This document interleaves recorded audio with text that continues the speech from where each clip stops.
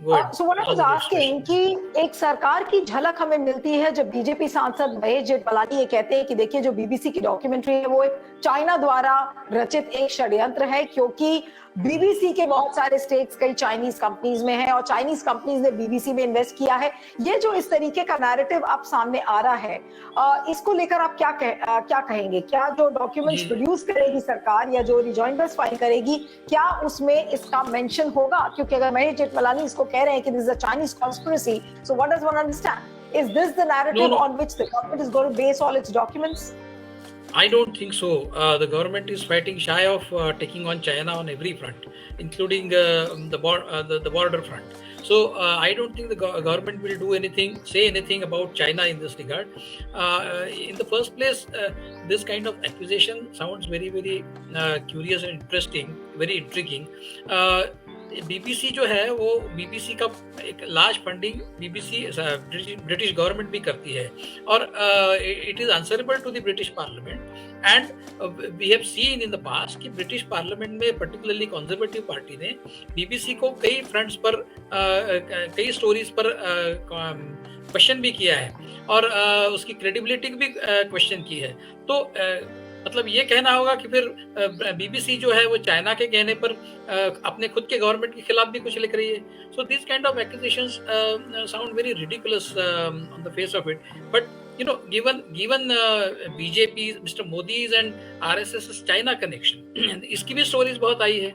अगर आप conspiracy theories की ही बात करनी है तो इससे पहले इसकी भी बहुत स्टोरीज आई है कि आरएसएस के डेलीगेशंस किस तरह से कम्युनिस्ट पार्टी ऑफ चाइना से कुछ ट्रेनिंग लेने के लिए वहां जाते रहे कई साल। When Mr Modi was not allowed to enter some countries including US and UK, तो उन्होंने जब गुजरात के चीफ मिनिस्टर थे तो चाइना के साथ में अपने संबंध बहुत बढ़ा लिए थे। तो क्या उस एंगल से भी इस कॉन्स्पिरेसी को देखा जाना चाहिए?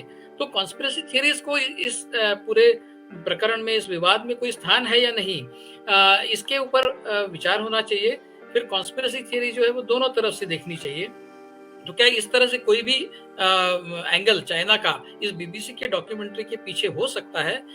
इसका बहुत सोच विचार कर इस तरह की बात होनी चाहिए। लेकिन So you would dismiss Mahesh Jethmalani's comment just as another conspiracy theory which has been floated by the BJP?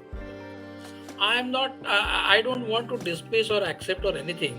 What I'm saying is, if you look at the background of the RSS and Mr. Modi vis-a-vis China and the stand that the government has taken about China, particularly in the border when our Prime Minister himself has said कि हमारे area में कोई आया नहीं वगैरह, तो China के बारे में सरकार का जो रवैया है, अगर उसके ऊपर बेस्ड महेश जेठमलानी जी का एक्यूजेशन है कि ये चाइना का उसमें एंगल है, तो फिर उसका बैकग्राउंड भी देखना चाहिए कि पिछले कई सालों में जब वो चीफ मिनिस्टर थे और जब यूपीए की सरकार थी, उस सरकार के दौरान आरएसएस के डेलीगेशंस भी वहां जाते थे। इस तरह की भी स्टोरेज आई है। तो क्या उसमें सच्चाई है?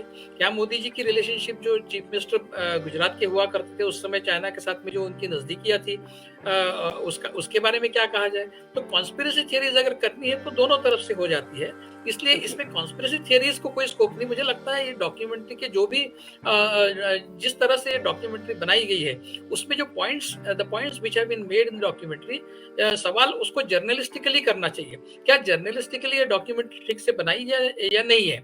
इसमें जो भी तथ्य दिखाए गए हैं, जिसमें जो भी फैक्ट्स दिखाए गए हैं, क्या वो जर्नलिस्टिकली उसको स्क्रूटिनाइज बराबर किया गया है या नहीं है? तो इन मुद्दों पर इस डॉक्यूमेंट्री को क्वेश्चन किया जा सकता है। तो लेकिन कॉन्स्पिरेसी थियरीज को अगर सामने लाया जाए तो फिर तरह तरह की कॉन्स्पिरेसी थियरीज सामने आ सकती है और हर कॉन्स्पिरेसी थियरी का फिर जवाब देना पड़ेगा।